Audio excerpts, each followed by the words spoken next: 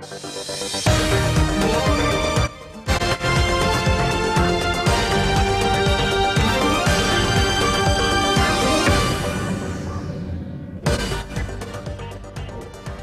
UN envoy urges Yemeni parties to build on progress made and take decisive steps towards peace. A massive fire erupts in one displaced camp at the Jau province and causes serious damage. The International Organization for Migration says more than 55,000 African migrants have entered Yemen this year.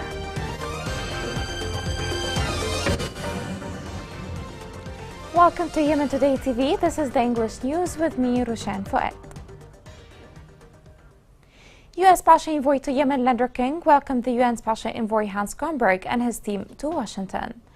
Both sides discussed ways to advance progress toward the Yemeni-led political process under the UN auspices and a durable resolution to the conflict.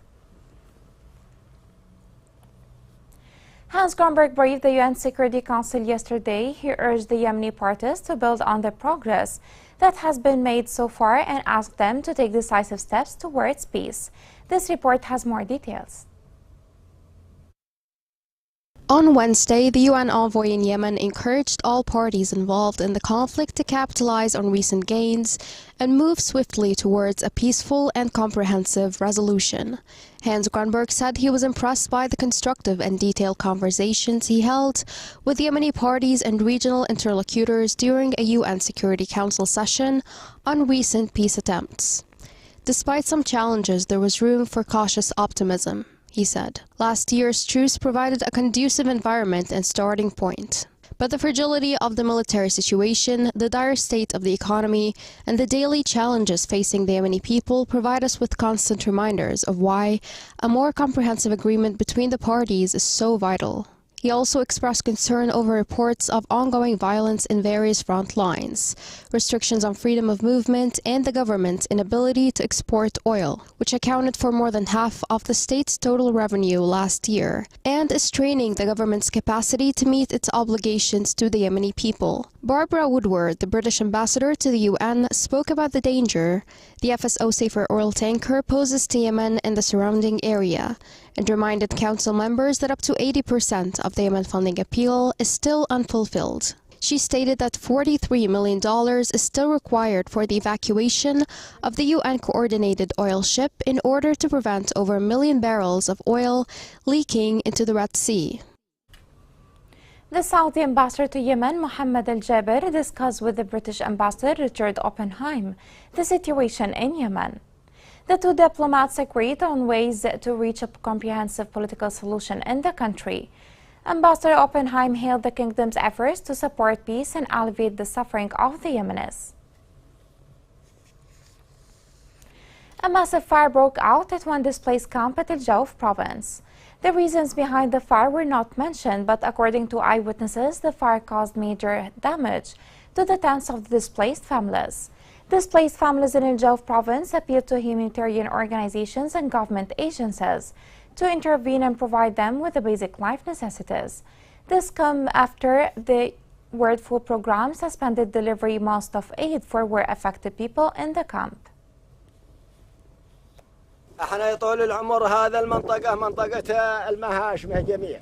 We frequently have fires in this area. Today's fire has totally destructed the tent, but thanks God, no human losses. People here only need tents to protect them from the sun. We call the concerned authorities to solve this problem. The International Organization of Migration announced that nearly 55,000 African migrants have entered Yemen during the year 2023. This has complicated the humanitarian situation in the country, which already died due to the conflict. The Fung report gives more details.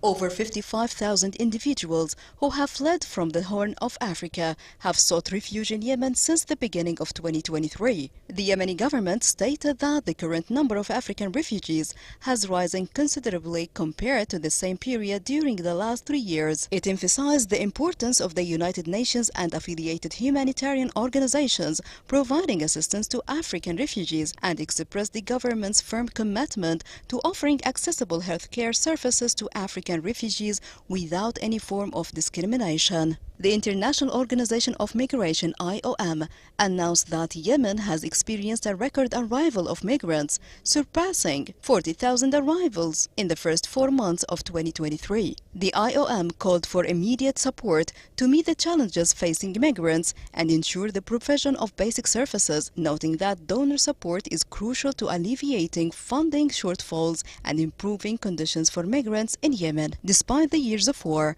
Yemen continues to serve as a transit country for tens of thousands of migrants heading from the Horn of Africa for Saudi Arabia. Migrants in Yemen face difficult living conditions and lack proper shelters or services.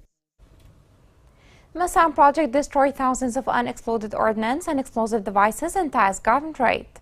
Massam Operations Room announced that the destruction operation carried out by the Special Task Force included 212 anti-tank mines, 89 various shells, and 237 various fuses.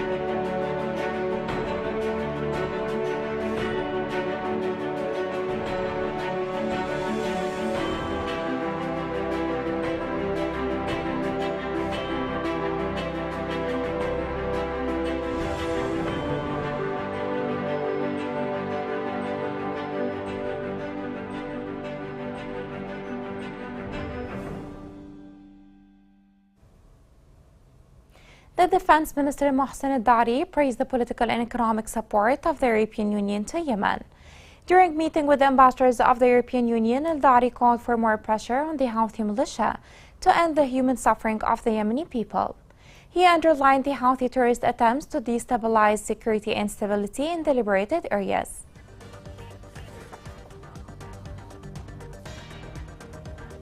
Coming next.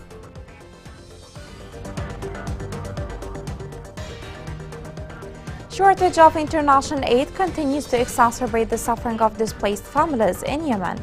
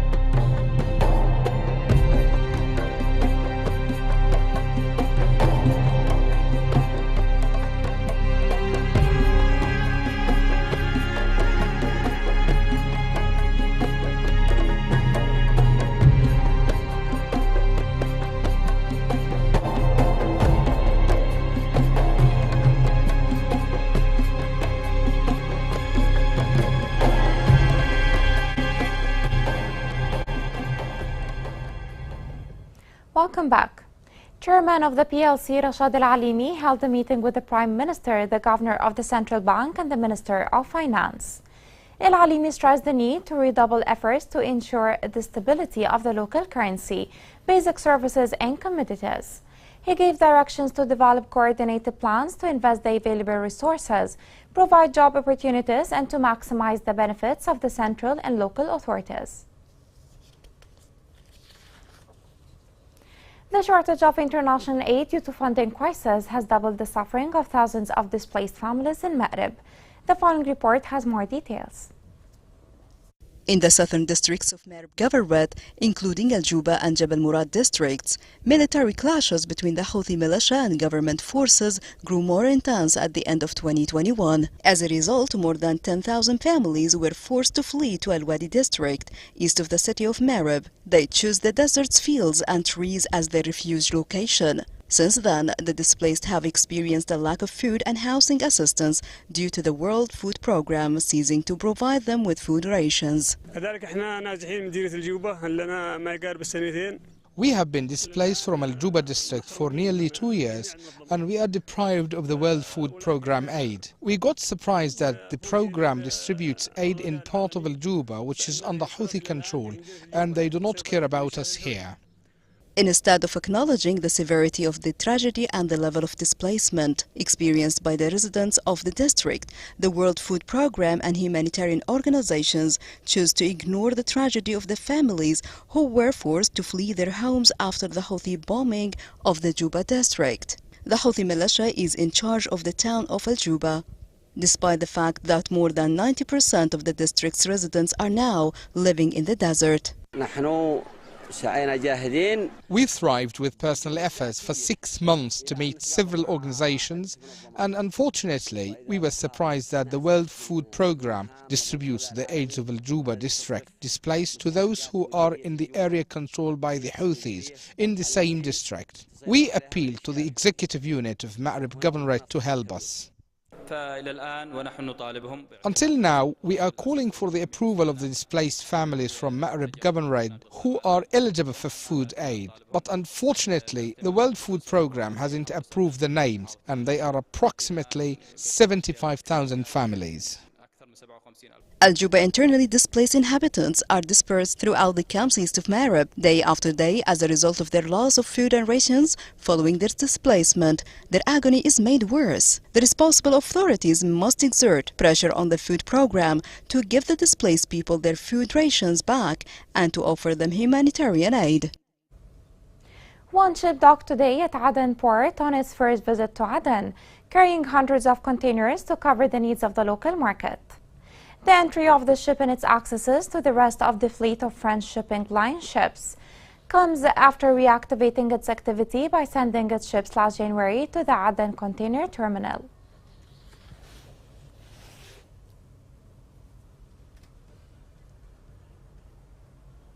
The fish market in Aden witnesses a new rise in prices, which is the highest in years. Fish is one of the most important meals for families in Aden, and with these prices, many families are deprived of it, although the cost of fishing does not reach this situation, which increases their suffering.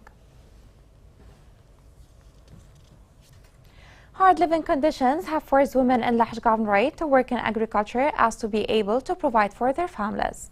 The following report has more details. Yemen's rural villages are increasingly reliant on women, their grit and perseverance after 7 years of continuous armed conflict. As salaries for other sorts of labor have fallen or dried up, women are now frequently the sole breadwinners. We conduct our daily shifts over 3 stages. The first shift starts at 9 a.m., the second at 11 a.m., and the third at 1 p.m. Between shifts, we head back home to eat and pray. Our day wraps up at 5 p.m. Women have an important role, not just in food security, but also in land management and mitigating the impact of climate change on water, which is already scarce in many rural areas. Yemeni women have continued to farm the land despite social constraints, as well as shoulder all domestic duties. As a woman, I'm exhausted by all the responsibilities I have to shoulder. I often think of women who had much larger families. There are no job prospects on the market, and the government has failed to provide us with opportunities. The situation has grown very dire after the war. These women had aspirations beside labor, picking jasmine flowers, selecting fruit, and extracting onions. Their labor subjects them to many risks while fetching water or harvesting crops, but the alternative is more dire: the loss of food security and stability. A recent UN report stated that more than 70 people in Yemen were dead, injured or missing due to heavy rains last April.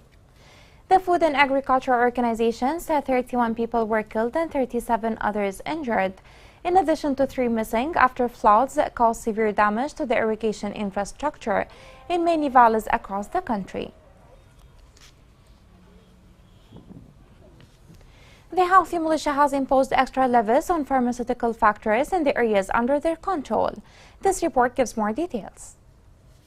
The terrorist Houthi militia new royalties on pharmaceutical factories in Bani Matar district, west of Sana'a, in light of the war waged by the militia on the private sector in its areas of control. Local sources said that the Houthi militia sent the so-called Mobilization Committee in Sana'a governorate to collect compulsory financial royalties for the owner of pharmaceutical factories in the areas of Beit Azran, Matna, El Sabaha, and Bani Matar district, under the pretext of running a support convoy for the group's fighters stationed on the battlefront.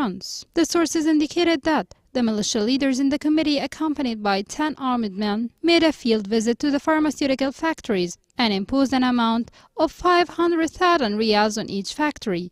According to the sources, the Houthi committee forced factory owners to provide large quantities of medicines and medical supplies under the same pretext. Since its control of the governorate, the Iranian-backed Houthi militia has targeted the private sector and owners of pharmaceutical companies and factories and imposed royalties on them under various names, which prompted some of them to go bankrupt, while others were forced to stop their activities and leave the governorate. The conflict in Yemen made it difficult for more than 80% of the population to access healthcare services. Additionally, the deterioration of health facilities was the third direct cause of the rising death rates in Yemen. Lacking health services has also resulted in the increase of malnutrition, low immunization rates, and outbreaks of communicable diseases, according to a study published by the International Financial Institution. The future of the health sector in Yemen is still uncertain, and it is expected to remain the same until the improvement of external funds by implementing organizations around the world. Here is a reminder of the main headlines. The UN envoy urges Yemeni parties to build on progress made and take decisive steps towards peace. A massive fire erupts in one displaced camp at the Jauf province and causes serious damage.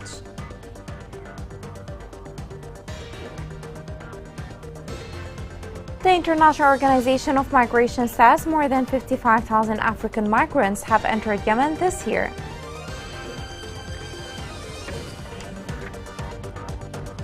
This is the end of the news. It was Roshan Fouad. Thank you for watching.